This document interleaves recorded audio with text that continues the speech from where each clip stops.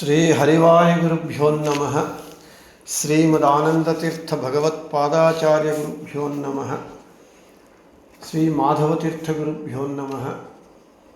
ಶ್ರೀ ಪ್ರಸನ್ನಶೂರ ಮಾಧವತೀರ್ಥ ಗುರುಭ್ಯೋ ನಮಃ. ಶ್ರೀ ವಿದ್ಯಾಸಾಗರ ಮಾಧವತೀರ್ಥ ಗುರುಭ್ಯೋ ನಮಃ. ಶ್ರೀ ವಿದ್ಯಾವಲ್ಲಭ ಮಾಧವತೀರ್ಥ ಗುರುಭ್ಯೋ ನಮಃ. ಹರಿ ಓಂ. ಓಂ ವಿಶ್ವಂ ವಿಷ್ಣುರ್ವಷಟ್ಕಾರೋ ಭೂತಭವ್ಯಭವತ್ಪ್ರಭುಃ ಭೂತಭೃದ್ಭಾವೋ ಭೂತಾತ್ಮಾ ಭೂತಭಾವನಃ ವಿಕ್ಷರೋ ರೋಹಿತೋ ಮಾರ್ಗೋ ಹೇತುರ್ದಾಮೋದರಃ ಸಹ ಮಹೀಧರೋ ಮಹಾಭಾಗೋ ವೇದವಾನಮಿತಾಶನಃ. ನಮ್ಮ ವಿಷ್ಣು ಸಹಸ್ರನಾಮ ಪಾಠದಲ್ಲಿ ನಾವು ನಿನ್ನೆ ದಿನ ಮಾರ್ಗ ಎಂಬುವಂತಹ ಭಗವಂತನ ನಾಮವನ್ನು ಹೇಳಿಕೊಂಡಿದ್ದೇವೆ. ಇವತ್ತು ಹೇತು ಎಂಬುವಂತಹ ಭಗವಂತನ ನಾಮ. ಅಮರಕೋಶ ಹೇಳ್ತಾ ಇದೆ, ಹೇತುರ್ನಾ ಕಾರಣಂ ಬೀಜಂ. ಭಗವಂತ ಎಲ್ಲದಕ್ಕೂ ಕಾರಣನಾಗಿದ್ದಾನೆ. ಈ ಜಗತ್ತಿನಲ್ಲಿ ಏನೇ ನಡೀಲಿ, ಏನೇ ಇರಲಿ, ಏನೇ ಆದರೂ ಎಲ್ಲದಕ್ಕೂ ಭಗವಂತನೇ ಕಾರಣ ಆಗಿದ್ದಾನೆ. ಇದು ನಾವೆಷ್ಟೋ ಬಾರಿ ಹೇಳಿಕೊಂಡ ಶ್ರುತಿಯ ಸಾರಭೂತವಾಗೇ ಇದೆ. ತೇನ ವಿನಾ ತೃಣಮಪಿ ನ ಚಲತಿ. ಭಗವಂತ ಇಲ್ಲದೆ ಜಗತ್ತಿನಲ್ಲಿ ಒಂದು ಹುಲ್ಲು ಕಡ್ಡಿಯೂ ಅಲ್ಲಾಡುವುದಿಲ್ಲ. ಇದು ಶ್ರುತಿ ಅದೇ ಹೇಳ್ತಾ ಇದೆ. ಭಗವಂತ ಎಲ್ಲದಕ್ಕೂ ಕಾರಣನಾಗಿದ್ದಾನೆ. ಇನ್ನು ಭಾಗವತದಲ್ಲಿ ಜ್ಞಾನಂ ವಿವೇಕೋ ನಿಗಮಸ್ತಪಶ್ಚ ಪ್ರತ್ಯಕ್ಷಮೈತಿ ಹ್ಯಮಥಾನುಮಾನಂ ಆದ್ಯಂತಯೋರಸ್ಯ ಯದೇವ ಕೇವಲಂ ಕಾಲಶ್ಚ ಹೇತುಶ್ಚ ತದೇವ ಮಧ್ಯೆ. ಯಾದವೇಂದ್ರರ ವ್ಯಾಖ್ಯಾನ. ಅಸ್ಯ ಜಗತಃ ಯತ್ ಕೇವಲಂ ಸ್ವತಂತ್ರಂ ಆದೌ ಉತ್ಪತ್ತೇಃ ಪೂರ್ವಮುತ್ಪತ್ತಿ ಸಮಯೇ ಹೇತುಃ ಸೃಷ್ಟಿಕರ್ತೃ ಅಂತೆ ನಾಶ ಸಮಯೇ ಯತ್ ಕೇವಲಂ ಸ್ವತಂತ್ರಂ ಕಾಲಃ ಲಯಕರ್ತೃ ಚ ಸದ್ ವರ್ತತೆ ಮಧ್ಯೇಪಿ ಸ್ಥಿತಿಕಾಲೇಪಿ ತದೇದ ಕೇವಲಂ ಸ್ವತಂತ್ರಮೇವ ಪಾಲನಾದಿ ಕರ್ತೃ. ಭಗವಂತನು ಜ್ಞಾನ ಯಾರಿಗೆ ಉದ್ಧವನಿಗೆ ಉಪದೇಶ ಮಾಡುವಾಗ ಕೃಷ್ಣ ಹೇಳ್ತಾ ಇದ್ದಾನೆ. ಜ್ಞಾನ ವಿವೇಕ ಮೊದಲಾದ ಶಬ್ದಗಳಿಂದ ಭಗವಂತ ತನ್ನ ಅಸಾಧಾರಣ ಗುಣಗಳನ್ನು ತಾನು ಹೇಳಿ ಸ್ವತಂತ್ರನಾದ ತಾನು ಸೃಷ್ಟಿಕಾಲದಲ್ಲಿ ಹಾಗೂ ಸಂಹಾರ ಕಾಲದಲ್ಲಿ, ಅಂದರೆ ಸೃಷ್ಟಿ ಸಂಹಾರಗಳಿಗೆ ಹೇತುವಾಗಿದ್ದೇನೆ, ಹಾಗೆ ಸ್ಥಿತಿಕಾಲದಲ್ಲೂ ನಾನು ಪಾಲನೆಗೆ ನಾನು ಹೇತುವಾಗಿದ್ದೇನೆ, ಕಾರಣನಾಗಿದ್ದೇನೆ ಅಂತ ಭಾಗವತದಲ್ಲಿ ಕೃಷ್ಣ ಉದ್ಧವನಿಗೆ ಉಪದೇಶ ಮಾಡುವಾಗ ಹೇಳ್ತಾ ಇದ್ದಾನೆ. ಹೌದು, ಇದು ಸ್ಪಷ್ಟವಾಗಿ ನಮಗೆ ಓಂ ಜನ್ಮಾದ್ಯಸ್ಯ ಯತಃ ಓಂ ಎಂಬುವಂತಹ ಸೂತ್ರದ ಅರ್ಥವಾಗಿ, ಸೂತ್ರಾರ್ಥ ಸಾರವಾಗಿದೆ. ಓಂ ಜನ್ಮಾದ್ಯಸ್ಯ ಯತಃ ಓಂ ಎಂಬ ಸೂತ್ರದಲ್ಲಿ ಅಸ್ಯ ಅಂದರೆ ಈ ಜಗತ್ತಿನ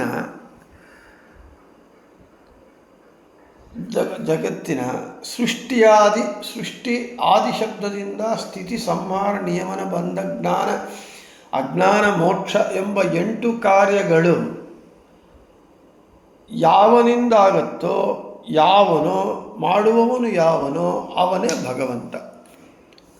ಪೂರ್ವಪಕ್ಷದಲ್ಲಿ ಈ ಸೂತ್ರನ್ನು ವ್ಯಾಖ್ಯಾನ ಮಾಡುವಾಗ ಆಚಾರ್ಯರು ಅನುವ್ಯಾಖ್ಯಾನದಲ್ಲಿ, ಅಣುಭಾಷ್ಯದಲ್ಲಿ ಮತ್ತು ಜಯತೀರ್ಥರು ಇವರೆಲ್ಲರೂ ಕೂಡ ಏನು ಪೂರ್ವಪಕ್ಷ ಏನು ಸೃಷ್ಟಿಸ್ಥಿತಿ ಲಯಕರ್ತರು ಅಂಥೇಳಿ, ಸೃಷ್ಟಿಕರ್ತ ಬ್ರಹ್ಮ, ಲಯಕರ್ತ ರುದ್ರದೇವರು ಅಂತ ಹೇಳ್ತೀರಿ. ನೀವು ರುದ್ರದೇವರು ಸಂಹಾರ ಮಾಡ್ತಾನೆ, ಬ್ರಹ್ಮದೇವರು ಸೃಷ್ಟಿ ಮಾಡ್ತಾನೆ, ಹೀಗಿರುವಾಗ ಎಲ್ಲವೂ ಭಗವಂತ ಹೇಗೆ ಮಾಡ್ತಾನೆ ಅಂಥೇಳಿ ಪೂರ್ವ ಪಕ್ಷ ಮಾಡಿ ಅನೇಕ ರೀತಿಯಾಗಿ ಚರ್ಚೆ ನಡೆಯುತ್ತೆ. ಆದರೆ ಈ ಜಗತ್ತಿನ ಈ ಸೃಷ್ಟಿಯ ಅಷ್ಟ ಕಾರ್ಯಗಳು ಯಾರು ಮಾಡ್ತಾರೋ ಅವನು ಭಗವಂತ. ಆದರೆ ಬ್ರಹ್ಮರುದ್ರರು ಮಾಡ್ತಾರಲ್ವಾ ಅಂತ ಹೇಳಿದರೆ, ಬ್ರಹ್ಮರುದ್ರರು ಮಾಡ್ತಾರೆ, ಹೌದು, ಸೃಷ್ಟಿಕರ್ತ ಲಯಕರ್ತರು. ಆದರೆ ಅವರು ಸ್ವತಂತ್ರವಾಗಿ ಮಾಡುವುದಿಲ್ಲ. ಎಷ್ಟೋ ಬಾರಿ ನಾವು ಹೇಳಿಕೊಂಡಂತೆ ಬ್ರಹ್ಮನಲ್ಲೂ ರುದ್ರನಲ್ಲೂ ತದಾಕಾರನಾಗಿ, ತನ್ನಾಮಕನಾಗಿ, ತದ್ವಾಚ್ಯನಾಗಿ, ತದಂತರ್ಯಾಮಿಯಾಗಿ, ತದ್ಭಿನ್ನನಾಗಿ ಭಗವಂತನೇ ಸೃಷ್ಟಿ ಲಯ ಕಾರ್ಯಗಳನ್ನು ಮಾಡ್ತಾ ಇದ್ದಾನೆ. ಅದನ್ನೇ ಭಾಗವತದಲ್ಲಿ ಸ್ಪಷ್ಟವಾಗಿ ಹೇಳ್ತಾ ಇದ್ದಾರೆ ಭಗವಂತ. ಅದಕ್ಕೆ ಯಾದವೇಂದ್ರ ತೀರ್ಥರು ಕರೆಕ್ಟಾಗಿ ಅಸ್ಯ ಜಗತಃ ಯತ್ ಕೇವಲಂ ಸ್ವತಂತ್ರಂ ಆದೌ ಉತ್ಪತ್ತೇ ಪೂರ್ವಮುತ್ಪತ್ತಿ ಸಮಯೇ ಹೇತು ಸೃಷ್ಟಿಕರ್ತೃ. ಸೃಷ್ಟಿಕಾಲದಲ್ಲೂ ಸ್ವತಂತ್ರವಾಗಿ ಈ ಜಗತ್ತಿನ ಸೃಷ್ಟಿಗೆ ಯಾರು ಕಾರಣವೋ, ಹಾಗೆ ಅಂತ್ಯಕಾಲದಲ್ಲೂ ಸಂಹಾರ ಕಾಲದಲ್ಲೂ ಕೇವಲ ಸ್ವತಂತ್ರವಾಗಿ ಈ ಜಗತ್ತಿನ ಸಂಹಾರಕ್ಕೂ ಯಾವನು ಕಾರಣನಾಗಿದ್ದಾನೋ, ಹಾಗೆ ಮಧ್ಯೇಪಿ ಸ್ಥಿತಿಕಾಲೇಪಿ ತದೇದ ಕೇವಲಂ ಸ್ವತಂತ್ರಮೇವ ಪಾಲನಾದಿಕರ್ತೃ. ಸೃಷ್ಟಿ ಲಯಗಳ ಮಧ್ಯ ಸ್ಥಿತಿ ಪಾಲನೆ, ಈ ಪಾಲನೆಯನ್ನು ಅಂದರೆ ಪೋಷಣೆ, ಈ ಜಗತ್ತು ನಡೆಸುವುದು ಪಾಲಿಸುವುದು, ಇದನ್ನೂ ಕೂಡ ಕೇವಲ ಸ್ವತಂತ್ರವಾಗಿ ಭಗವಂತನೇ ಮಾಡ್ತಾನೆ, ನಾನೇ ಮಾಡ್ತೇನೆ ಅಂತ ಭಾಗವತದಲ್ಲಿ ಕೃಷ್ಣ ಸ್ಪಷ್ಟವಾಗಿ ಆ ಸೂತ್ರಾರ್ಥದನ್ನೇ ಹೇಳ್ತಾ ಇದ್ದಾರೆ. ಇನ್ನು ಭಗವದ್ಗೀತೆಯಲ್ಲಿ ಕಾರ್ಯಕಾರಣಕರ್ತೃತ್ವೇ ಹೇತು ಪ್ರಕೃತಿ ಉಚ್ಯತೆ. ಪುರುಷಃ ಸುಖದುಃಖಾನಾಂ ಭೋಕ್ತೃತ್ವೇ ಹೇತುರುಚ್ಯತೆ. ಗೀತಾ ತಾತ್ಪರ್ಯದಲ್ಲಿ ಆಚಾರ್ಯರು ಹೇಳ್ತಾರೆ, ಪರಮೇಶ್ವರಸ್ಯೈವ ಸರ್ವಕರ್ತೃತ್ವೇಪಿ ಭೋಕ್ತೃತ್ವದಾನೇ ದೇವ್ಯಾಃ ಅಲ್ಪ ಪ್ರವೃತ್ತಿರಿತಿ ದರ್ಶಯಿತುಂ ಉಚ್ಯತೆ ಇತಿ ಸ್ಥಾನದ್ವಯೇಪಿ ಉಕ್ತಂ. ಕರ್ತೃತ್ವೇಪಿ ಸ ಏವ ಮುಖ್ಯ ಹೇತುಃ ತಥಾಪಿ ಭೋಕ್ತೃತ್ವಾಪೇಕ್ಷಯಾ ತಸ್ಯ ಅಧಿಕ ಪ್ರವೃತ್ತಿರಿತಿ ಕರ್ತೃತ್ವೇ ಹೇತುಃ ಪ್ರಕೃತಿಃ ಉಚ್ಯತೆ ಇತಿ ಸರ್ವಹೇತುತ್ವೇಪಿ ವಿಷ್ಣೋಃ ಪ್ರಕೃತೇರ್ಜೀವಂ ಪ್ರತಿಭೋಕ್ತೃತ್ವದಾನೇ ಅಲ್ಪಪ್ರವೃತ್ತಿರಿತಿ ಪುರುಷಭೋಕ್ತೃತ್ವೇ ಹೇತುರುಚ್ಯತೆ ಇತಿ ವಿಶೇಷ ಹೇತೋರೇವ ಉಚ್ಯತೆ ಏವ ಮುಖ್ಯತಸ್ತು ಸರ್ವಹೇತುತ್ವಂ ವಿಷ್ಣೋರೇವೇತಿ ಭಾವಃ. ಆ ಗೀತೆಯಲ್ಲಿ ಭಗವಂತ ಏನು ಹೇಳಿದ್ದಾನೆ ಅದಕ್ಕೆ ವಿವರಣೆಯನ್ನು ವಿಸ್ತಾರವಾಗಿ ಆಚಾರ್ಯರು ತಾತ್ಪರ್ಯದಲ್ಲಿ, ಗೀತಾ ತಾತ್ಪರ್ಯದಲ್ಲಿ ಕೊಡ್ತಾರೆ. ಭಗವಂತನೇ ಎಲ್ಲದಕ್ಕೂ ಹೇತುವಾಗಿದ್ದಾನೆ, ಹೌದು, ನಿಜ. ಆದರೆ ಈ ಜೀವರಿಗೆ ಶರೀರ ಇಂದ್ರಿಯಾದಿಗಳನ್ನು ಉಂಟು ಮಾಡುವುದಲ್ಲಿ ಪ್ರಕೃತಿಗೆ ಹೇತುತ್ವ ಇದೆ. ಅಂದರೆ ಈ ಜಗತ್ತಾಗಿ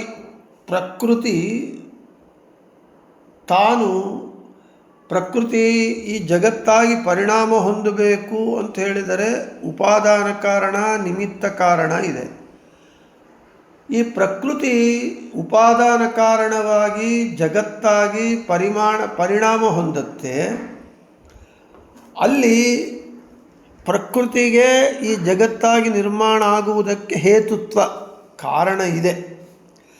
ಆದರೆ ಈ ಜೀವರು ಏರ್ಪಟ್ಟ ಮೇಲೆ, ಜೀವರಿಗೆ ದೇಹಗಳು ಇಂದ್ರಿಯಗಳು ಬಂದ ಮೇಲೆ ಪ್ರಕೃತಿಯಿಂದ ಭೋಕ್ತೃತ್ವ ಶಕ್ತಿಯನ್ನು ನೀಡುವುದರಲ್ಲಿ ಅಂದರೆ ಅವರಿಗೆಲ್ಲರಿಗೂ ಆ ಶರೀರದಿಂದ ಇಂದ್ರಿಯಗಳಿಂದ ವಿಷಯ ಪದಾರ್ಥಗಳನ್ನು ಭೋಗಿಸುವ ಶಕ್ತಿ ಕೊಡುವುದರಲ್ಲಿ ಭಗವಂತನ ಈ ಹೇತುತ್ವ ಇದೆ.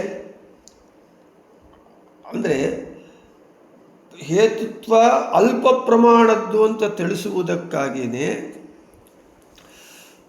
ಕೃಷ್ಣ ಏನು ಮಾಡ್ತಾ ಇದ್ದಾನೆ, ಜೀವರಿಗೆ ಶರೀರಾದಿಗಳನ್ನು ಉಂಟು ಮಾಡುವುದಲ್ಲಿ ಪ್ರಕೃತಿ ಕಾರಣವಾಗಿದೆ ಅಂತ ಹೇಳ್ತಾ, ಸುಖ ದುಃಖಾದಿ ಭೋಗಗಳನ್ನು ಕೊಡುವುದರಲ್ಲಿ ಪುರುಷನಾಮಕನಾದ ಭಗವಂತನು ಹೇತುವು ಎಂದು ಕರೆಯಲ್ಪಡ್ತಾ ಇದ್ದಾನೆ. ಅರ್ಥಾತ್ ಇಲ್ಲಿ ಆ ಪ್ರಕೃತಿ ಕೂಡ ಜಗತ್ತಾಗಿ ಪರಿಣಾಮ ಹೊಂದಬೇಕು ಅಂಥೇಳಿದರೆ ಭಗವಂತನೇ ಅಲ್ಲಿ ಚೇಷ್ಟಾಪ್ರದನಾಗಿ ಪ್ರಕೃತಿ ಅಭಿಮಾನಿ ದೇವತೆ ಯಾರಿದ್ದಾರೋ ಲಕ್ಷ್ಮೀದೇವಿ, ಚಿತ್ ಪ್ರಕೃತಿ, ಜಡ ಪ್ರಕೃತಿ ಅಂತ ಹೇಳಿ ಅವುಗಳಲ್ಲಿ ಚೈತನ್ಯವನ್ನು ಅವು ಜಗತ್ತಾಗಿ ಪರಿಣಾಮ ಹೊಂದುವುದಕ್ಕಾಗಿ ತಾನು ಚೇಷ್ಟಾಪ್ರದನಾಗಿ ಜಗತ್ತಿಗೆ ಒಂದು ಪ್ರಕೃತಿ ಉಪಾದಾನ ಕಾರಣವಾಯಿತು ಈ ಜಗತ್ತು ನಿರ್ಮಾಣವಾಗುವುದಕ್ಕೆ ಅಂತ ತಾನು ತೋರಿಸಿಕೊಟ್ಟರು. ಆ ಜಗತ್ತು ಸೃಷ್ಟಿಯಾದ ಮೇಲೆ ಈ ಜಗತ್ತಿನಲ್ಲಿರುವ ಜೀವರು ಸುಖ ದುಃಖಾದಿಗಳ ಭೋಗವನ್ನು ಅನುಭವಿಸಬೇಕು. ಅದಕ್ಕೆ ಕಾರಣ ಯಾರು ಅಂದರೆ ಪುರುಷನಾಮಕ ಭಗವಂತನೇ ಹೇತುವಾಗಿದ್ದಾನೆ. ಅಂದರೆ ಅರ್ಥಾತ್ ಕೃಷ್ಣ ಭಗವದ್ಗೀತೆಯಲ್ಲಿ ಏನು ಹೇಳ್ತಾ ಇದ್ದಾನೆ, ಈ ಜಗತ್ತಿನ ಎಲ್ಲ ವ್ಯಾಪಾರಗಳಿಗೂ ಅಂದರೆ ಈ ಸೃಷ್ಟಿಯಾದ ಅಷ್ಟ ಕಾರ್ಯಗಳಿಗೂ ಮತ್ತು ಈ ಜಗತ್ತಿನಲ್ಲಿ ನಡೆಯುವ ಅನಂತಾನಂತ ಜೀವರಾಶಿಗಳ ಚಲನವಲನಗಳಿಗೂ ಎಲ್ಲದಕ್ಕೂ ಕೂಡ ಭಗವಂತನೇ ನಾನೇ ಹೇತುವಾಗಿದ್ದೇನೆ ಅಂತ ಸ್ಪಷ್ಟವಾಗಿ ಭಗವಂತ ಭಗವದ್ಗೀತೆಯಲ್ಲಿ ಹೇಳ್ತಾ ಇದ್ದಾನೆ. ಹಾಗೆ ಆಚಾರ್ಯರು ಗೀತಾ ತಾತ್ಪರ್ಯದಲ್ಲಿ ಅದಕ್ಕೆ ವಿಶೇಷವಾಗಿ ವಿವರಣೆಯನ್ನು ಕೊಡ್ತಾ ಇದ್ದಾನೆ. ಎಲ್ಲ ಹೇಳಿ ಪ್ರಕೃತಿ ಜಗತ್ತಾಗಿ ಪರಿಣಾಮ ಹೊಂದುವುದಕ್ಕೆ ಪ್ರಕೃತಿ ಕಾರಣ, ಹಾಗೆ ಜೀವರು ಭೋಕ್ತೃತ್ವ ಶಕ್ತಿಯನ್ನು ಪಡೆಯುವುದಕ್ಕೆ ಭಗವಂತ ಕಾರಣ ಅಂತ ಹೇಳಿ ಮುಖ್ಯತಸ್ತು ಸರ್ವಹೇತುತ್ವಂ ವಿಷ್ಣುರೇವ ಇತಿ ಭಾವಃ. ಮುಖ್ಯವಾಗಿ ಎಲ್ಲದಕ್ಕೂ ಸರ್ವಹೇತುವು ಕಾರಣನು ಯಾರು ಅಂತ ಹೇಳಿದರೆ ವಿಷ್ಣುರೇವ ಇತಿ ಭಾವಃ. ಭಗವಂತನೇ ಮುಖ್ಯ ಹೇತುವಾಗಿದ್ದಾನೆ. ಎಲ್ಲದಕ್ಕೂ ಸರ್ವಕ್ಕೂ ಹೇತು ಭಗವಂತನೇ ಆಗಿದ್ದಾನೆ. ಆದ ಕಾರಣ ಅವನಿಗೆ ಹೇತು ಅಂತ ಹೆಸರು. ಇನ್ನು ಮಹಾಭಾರತ ಶಾಂತಿ ಪರ್ವದಲ್ಲಿ ಯಸ್ಮಾತ್ ಸರ್ವಾಹ ಪ್ರಸೂಯಂತೆ ಸರ್ಗ ಪ್ರಳಯ ವಿಕ್ರಿಯಾ ಯಸ್ಮಿಂಶ್ಚೈವ ಪ್ರಲೀಯಂತೆ ತಸ್ಮೈ ಹೇತ್ವಾತ್ಮನೇ ನಮಃ. ಭೀಷ್ಮಾಚಾರ್ಯರು ಭಗವಂತನನ್ನು ಸ್ತೋತ್ರ ಮಾಡ್ತಾ ಇದ್ದಾರಂತೆ ಈ ರೀತಿಯಾಗಿ. ಈ ಜಗತ್ತಿನ ಸೃಷ್ಟಿ ಮೊದಲಾದ ಅಷ್ಟ ಕಾರ್ಯಗಳಿಗೂ ಸಕಲ ವಿಕಾರಗಳು ಈ ಜಗತ್ತಿಗೆ ಸಕಲ ವಿಕಾರಗಳು ಯಾರಿಂದ ಉಂಟಾಗತ್ತೋ ಕೊನೆಗೆ ಎಲ್ಲವೂ ಯಾರಲ್ಲಿ ಲಯ ಹೊಂದತ್ತೋ ಅಂತಹ ಎಲ್ಲದಕ್ಕೂ ಹೇತುವಾಗಿರುವಂತಹ ಸ್ವಾಮಿಗೆ ಕೃಷ್ಣನಿಗೆ ಪ್ರಣಾಮ ಅಂಥೇಳಿ ಭೀಷ್ಮಾಚಾರ್ಯರು ಮಹಾಭಾರತದಲ್ಲಿ ಶಾಂತಿ ಪರ್ವದಲ್ಲಿ ಭಗವಂತನನ್ನು ಸ್ತೋತ್ರ ಮಾಡ್ತಾ ಇದ್ದಾರೆ. ಸ್ಪಷ್ಟವಾಗಿ ಯಸ್ಮಾತ್ ಸರ್ವ ಪ್ರಸೂಯಂತೆ ಸರ್ಗ ಪ್ರಳಯ ವಿಕ್ರಿಯಾ, ಯಾವ ಈ ಸೃಷ್ಟಿಯಾದಿ ಸಕಲ ವಿಕಾರಗಳು ಯಾರಿಂದ ಉಂಟಾಗತ್ತೋ ಯಸ್ಮಿಂಶ್ಚೈವ ಪ್ರಲೀಯಂತಿ ತಸ್ಮೈ ಹೇತ್ವಾತ್ಮನೆ, ಎಲ್ಲವೂ ಯಾರಲ್ಲಿ ಲಯ ಹೊಂದತ್ತೋ ಯಾವನು ಎಲ್ಲದಕ್ಕೂ ಕಾರಣನಾಗಿದ್ದಾನೋ ಹೇತ್ವಾತ್ಮನೇ ನಮಃ. ಅಂತಹ ಭಗವಂತನಿಗೆ ನಾನು ನಮಸ್ಕಾರವನ್ನು ಮಾಡ್ತೇನೆ.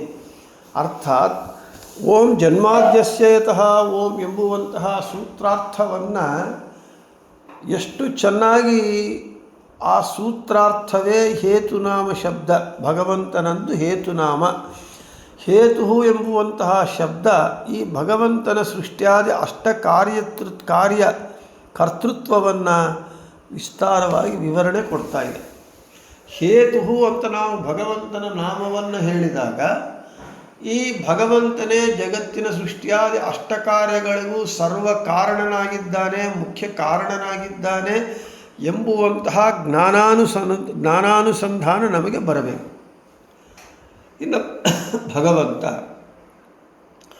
ಹಿನೋತಿ ವ್ಯಾಪ್ನೋತಿ ಸರ್ವಂ ಅಂತರ್ಬಹಿಶ್ಚೇತಿ ಹೇತು ಹಿ ಗತೌ. ಹೇತು ಅಂತ ಹೇಳಿದರೆ ವ್ಯಾಪ್ತಿತ್ವ, ಅಂದರೆ ಎಲ್ಲದರ ಒಳಗೂ ಹೊರಗೂ ವ್ಯಾಪಿಸಿದ್ದಾನೆ ಭಗವಂತ. ಹೌದು,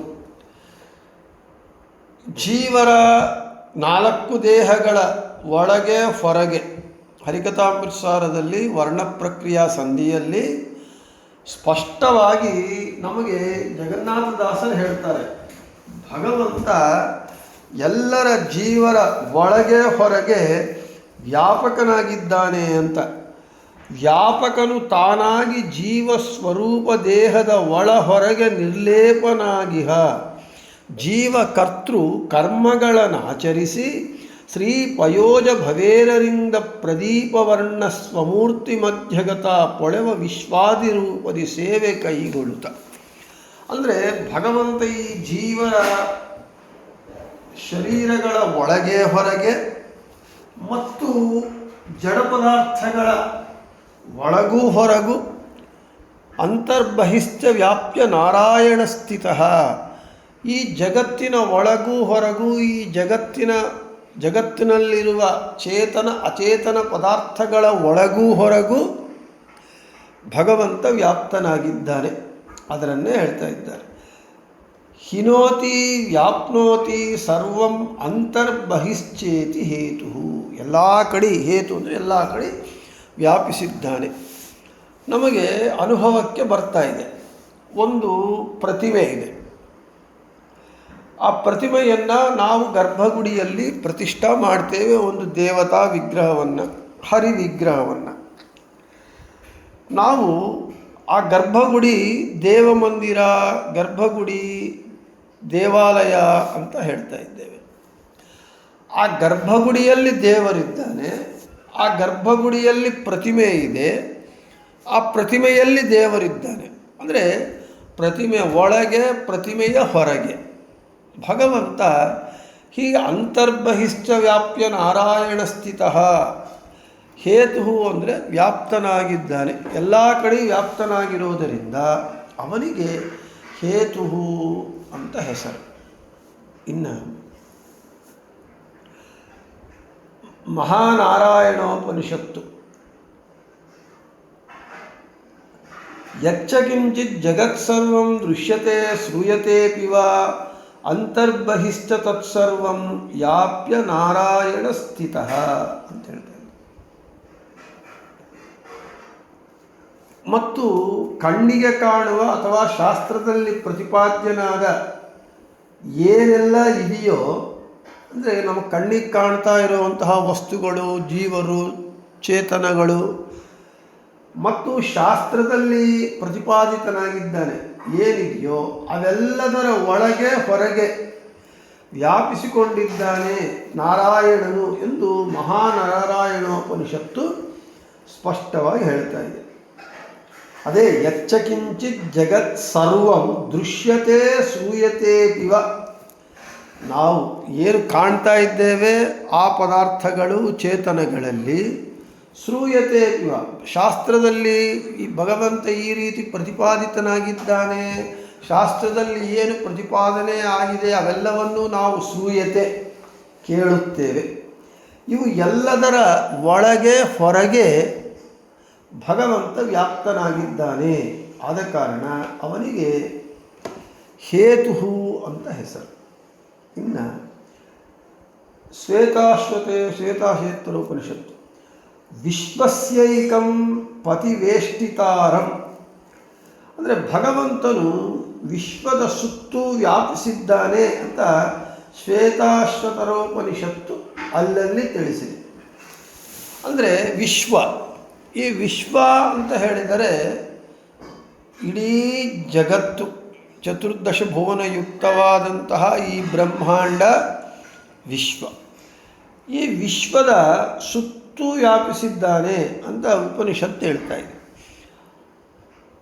ಭಗವಂತನು ಅವನು ಅಣೋರಣೀಯಾನ್ ಮಹತೋ ಮಹೀಯಾನ್ ಅಂಥೇಳಿ ಅಣುವಿನಲ್ಲಿ ಪರಮಾಣುವಾಗಿದ್ದಾನೆ.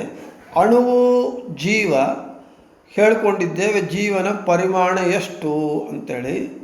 ಆ ಅಣುವಾದ ಜೀವನಲ್ಲಿ ತಾನು ಅತ್ಯಂತ ಪರಮಾಣುವಾಗಿದ್ದಾನೆ.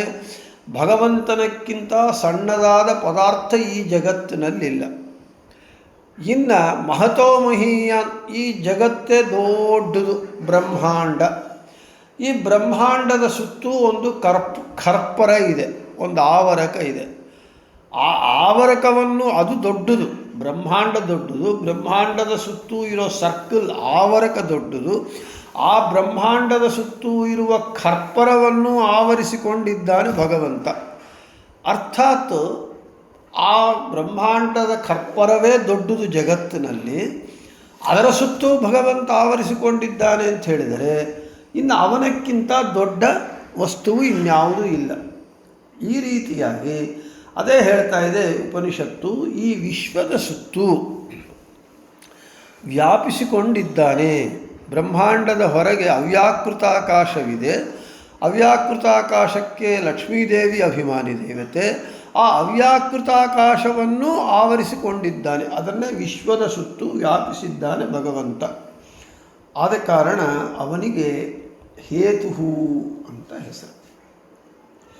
ಐತರೇಯ ಉಪನಿಷತ್ ಭಾಷ್ಯ, ಬೃಹದಾರಣ್ಯಕ ಉಪನಿಷತ್ ಭಾಷ್ಯಗಳಲ್ಲಿ ಅಹೇಯತ್ವಾದಹಂ ವಿಷ್ಣು ಇತಿ ಬ್ರಹ್ಮವೈವರ್ತೆ, ಬ್ರಹ್ಮವೈವರ್ತ ಪುರಾಣದಲ್ಲಿ ಈ ರೀತಿಯಾಗಿದೆ ಅಂತ ಐತರೇಯ ಉಪನಿಷತ್ ಭಾಷ್ಯದಲ್ಲಿ ಆಚಾರ್ಯರು ಹೇಳ್ತಾರೆ. ಅಹಂ ಶಬ್ದಾರ್ಥ ನಿರೂಪಣ ಸಂದರ್ಭೆ ಹಕಾರಸ್ಯ ಹೇಯಾರ್ಥಕತ್ವಮಭ್ಯುಪಗತಂ ಏವಂ ಅಹೀನತ್ವಾದಹ ಇತಿ ಬೃಹದಾರಣ್ಯಕ ಉಪನಿಷತ್ತು ಭಾಷ್ಯದಲ್ಲಿ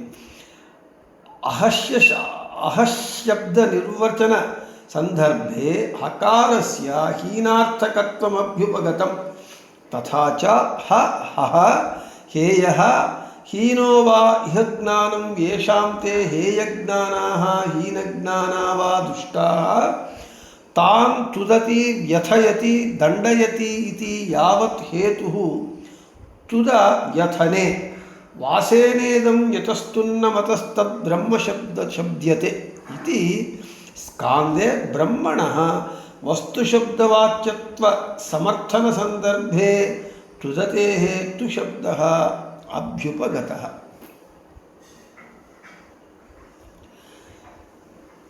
ಭಗವಂತನು ಅಹೇಯತ್ವಾತ್ ಅಹಂ ವಿಷ್ಣು, ಬ್ರಹ್ಮವೈವರ್ತ ಪುರಾಣದಲ್ಲಿ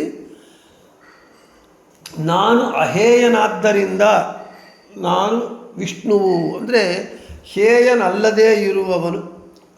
ಈ ಹೇಯವಾದ ಅಥವಾ ಹೀನವಾಗಿರುವವನು ಯಾರು ಹೇಯವಾದಂತಹ ಅಥವಾ ಹೀನವಾದ ಜ್ಞಾನ ಇದ್ದಾರೆ ಅವರು ದುಷ್ಟರು. ಅಂತಹ ದುಷ್ಟರನ್ನು ಇವನು ದಂಡಿಸುತ್ತಾನೆ. ಆದ ಕಾರಣ ಇವನಿಗೆ ಹೇತು ಅಂತ ಹೆಸರು. ಇನ್ನು ಹಹ ಹೇಯ ಇಹಿ ಗತಿ ಯೇಷಾಂ ತೇ ಹೇಯಗತಯಃ ದುಷ್ಟಾಃ ತಾನ್ ತುದತಿ ವ್ಯಥಯತಿ ಇತಿ ಹೇತು. ಹೇಯವಾದ ಗಮನವುಳ್ಳ ದುಷ್ಟರನ್ನು ದಂಡಿಸುವವನು. ದುಷ್ಟರು ಅವರ ಗಮನ ಅಂದರೆ ಅವರು ನಡವಳಿಕೆ, ಅವರ ನಡೆ ಹೇಯವಾಗೇ ಇರುತ್ತೆ. ದುಷ್ಟರು ಎಷ್ಟೊತ್ತಿದ್ರೂ ಕೆಟ್ಟ ಕಡೆ ಹೋಗ್ತಾ ಇರ್ತಾರೆ, ಕೆಟ್ಟದ್ದು ಮಾಡಲಿಕ್ಕೆ ಹೋಗ್ತಾರೆ, ಅವರ ಗಮನವೆಲ್ಲ ಕೆಟ್ಟ ಕಡೆ ಇರುತ್ತೆ. ಅಂತಹ ದುಷ್ಟ ಗಮನವುಳ್ಳ ಹೇಯ ಗಮನವುಳ್ಳ ದುಷ್ಟರನ್ನು ದಂಡಿಸುವವನು ಅಂತ. ಇನ್ನು ನಿತ್ಯಂ ಹೀನೋ ಅಖಿಲೈರ್ದೋಷೈ ಹರಿ ಹಂಸಃ ಇತ್ಯುಚ್ಯತೆ ಇತಿ ಮಹಾಕೌರ್ಮೆ, ಕಾಟಕೋಪನಿಷತ್ ಭಾಷ್ಯದಲ್ಲಿ ಆಚಾರ್ಯರು ಹೇಳ್ತಾರೆ.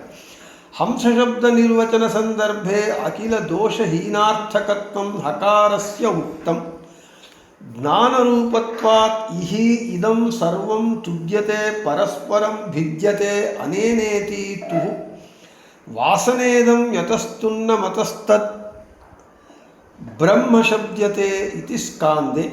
ಭಾಗವತ ತಾತ್ಪರ್ಯ ನಿರ್ಣಯದಲ್ಲಿ ಸ್ಕಾಂದ ಪುರಾಣ ವಾಕ್ಯ. ವಸ್ತುಶಬ್ದ ನಿರ್ವಚನ ಸಂದರ್ಭೆ ತು ಶಬ್ದಸ್ಯ ಅಯಮೇವಾರ್ಥಃ ವ್ಯಾಖ್ಯಾತಃ.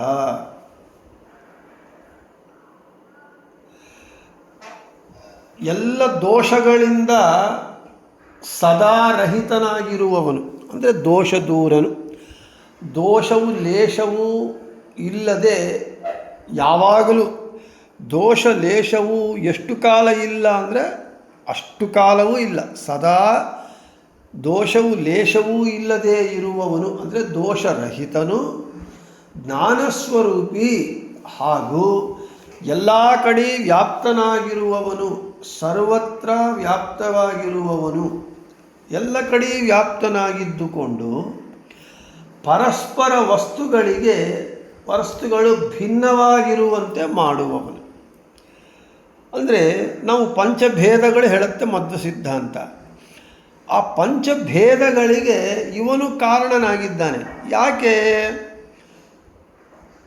ಜಡ ಪದಾರ್ಥದಲ್ಲಿ ಜಡರೂಪನಾಗಿ, ಜಡಾಕಾರನಾಗಿ, ಜಡಾಂತರ್ಯಾಮಿಯಾಗಿ, ಜಡನಿಂದ ಭಿನ್ನನಾಗಿ, ಚೇತನ ಪದಾರ್ಥದಲ್ಲಿ ಚೇತನಾಕಾರನಾಗಿ, ಚೇತನ ಶಬ್ದನಾಗಿ, ಚೇತನ ಅಂತರ್ಯಾಮಿಯಾಗಿ, ಚೇತನಾಕಾರವಾಗಿ,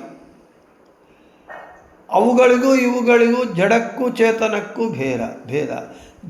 ಜಡಗಳಲ್ಲೂ ಕಲ್ಲು ಜಡ ಪದಾರ್ಥ, ಕಬ್ಬಣ ಜಡ ಪದಾರ್ಥ. ಈ ರೀತಿಯಾಗಿ ಆ ಜಡ ಪದಾರ್ಥಗಳಲ್ಲೂ ತದಾಕಾರನಾಗಿ ತನ್ನಾಮಕನಾಗಿದ್ದುಕೊಂಡು ಕಬ್ಬಣಕ್ಕೂ ಕಲ್ಲಿಗೂ ಭೇದವನ್ನು ಕೊಡ್ತಾ ಇದ್ದಾನೆ, ಭೇದವನ್ನು ಭಿನ್ನವಾಗಿರುವಂತೆ ಮಾಡ್ತಾ ಇದ್ದಾನೆ. ಮನುಷ್ಯನಿಗೂ ಭೇದ. ಮನುಷ್ಯರೆಲ್ಲರೂ ಒಂದೇ, ಆದರೆ ಎಲ್ಲ ಮನುಷ್ಯರು ಒಂದೇ, ಆದರೆ ಎಲ್ಲ ಮನುಷ್ಯರು ಒಂದಲ್ಲ. ಮನುಷ್ಯ ಜಾತಿ ಒಂದೇ, ಅದೇ ಮನುಷ್ಯರಲ್ಲಿ ಭಿನ್ನತ್ವ ಇದೆ. ಜೀವ ಭಿನ್ನ. ಹೀಗೆ ಜೀವ ಭಿನ್ನ, ಜಡ ಭಿನ್ನ, ಜಡ ಭಿನ್ನ, ಜೀವ ಈಶ ಭಿನ್ನ, ಜಡ ಈಶ ಭಿನ್ನ.